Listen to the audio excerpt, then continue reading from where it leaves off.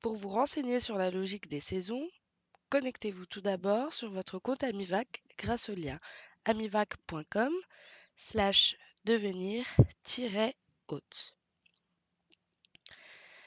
Cliquez sur l'annonce dont vous souhaitez modifier la saison. Rendez-vous ensuite dans l'onglet Tarifs et disponibilité. Une fois arrivé dans l'onglet Tarifs et disponibilité, rendez-vous en bas de page jusqu'à l'espace des tarifs saisonniers. Sur la droite, vous verrez déjà les tarifs saisonniers que vous avez renseignés et vous pouvez sur la gauche cliquer sur Ajouter des tarifs saisonniers pour en créer de nouveaux. Si vous souhaitez modifier des saisons que vous avez déjà créées, vous pouvez cliquer sur le crayon de la saison concernée. Si vous souhaitez supprimer une saison déjà créée, cliquez sur le petit dessin de la corbeille de la saison concernée. Ajoutons donc une nouvelle saison. Cliquons sur Ajouter des tarifs saisonniers. Une fois que vous aurez cliqué sur Ajouter des tarifs saisonniers, une nouvelle fenêtre apparaîtra dans laquelle vous pourrez faire toutes les modifications nécessaires. Dans un premier temps, renseignez le titre de la saison. Cela n'est visible que pour vous.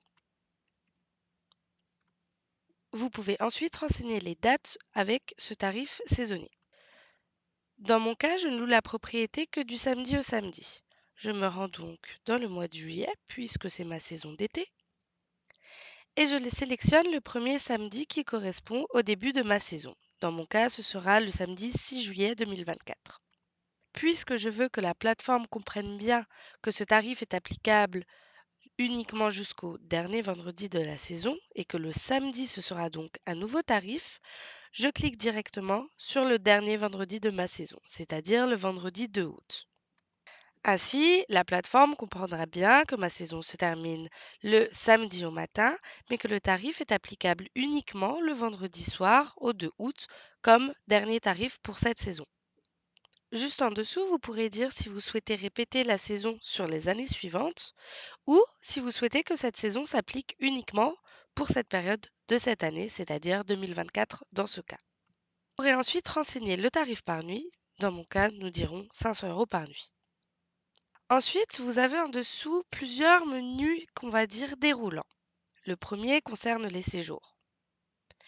Vous voyez déjà qu'une petite boîte est cochée, cela signifie que je souhaite que la durée minimale et la durée maximale de mon séjour correspondent aux données que j'ai renseignées dans mes paramètres généraux. Dans ce cas présent, puisque c'est l'été, je ne souhaite pas que cela soit le cas. Je veux que la durée minimum de mon séjour soit de 14 nuits. Et je souhaite que la durée maximale soit de 30 jours. En dessous de ce menu, vous aurez le menu Arrivée et départ. Encore une fois, la case est cochée car cela correspond à mes paramètres généraux. Dans ce cas-là, je la décoche car les fenêtres d'arrivée et de départ sont correctes, mais en revanche, je ne loue qu'à la semaine. Ainsi, je vais décocher tous les jours que je ne souhaite pas comme jour d'arrivée. Dans mon cas, je souhaite avoir uniquement le samedi et le dimanche comme jour d'arrivée possible.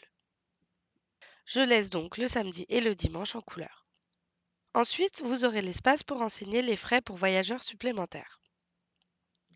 Encore une fois, la petite case est cochée pour dire que les frais par voyageur supplémentaire et par nuit est le même que dans mes paramètres généraux. Dans mon cas, effectivement, je reste à un frais de 10 € par voyageur supplémentaire et par nuit. Ensuite, nous passons aux remises selon la durée du séjour. Dans ce cas-ci, les réductions qui apparaissent ou non dépendent uniquement de vos paramètres généraux. Vous ne pouvez pas en appliquer de nouvelles pour les saisons. Dans mon cas présent, j'ai bien des réductions qui sont déjà en place, mais pour cette saison, je ne souhaite pas les appliquer. Alors, je vais cliquer sur le bouton radio juste ici. Une fois que le bouton est gris, cela signifie que les réductions qui sont renseignées dans mes paramètres généraux ne sont pas appliquées pour cette saison. Et puis, pour terminer, nous avons les frais supplémentaires. Encore une fois, la case est cochée car mes frais supplémentaires pour cette saison correspondent à ceux qui sont renseignés dans mes paramètres généraux. Cependant, pour l'été, je ne souhaite pas proposer de petit déjeuner. Donc dans ce cas-là, je vais la supprimer. Les serviettes ainsi que les animaux de compagnie restent des frais supplémentaires. Je peux également me rendre plus bas encore dans la page et cliquer sur Ajouter des frais supplémentaires. Une fois que cela est fait, vous aurez diverses propositions pour ajouter des tarifs supplémentaires. Dans mon cas, puisque c'est l'été, je souhaite ajouter des frais supplémentaires pour la climatisation. Mon type de frais est par séjour et le montant est de 30 euros. Cela signifie donc que les voyageurs payeront 30 euros supplémentaires sur leur séjour au total pour la climatisation. Une fois que vous avez mis en place votre saison et que tout est correct, vous pouvez cliquer sur Ajouter. Vous pouvez ensuite cliquer sur Sauvegarder. Les modifications peuvent prendre jusqu'à 24 heures pour être miroitées sur la plateforme voyageur.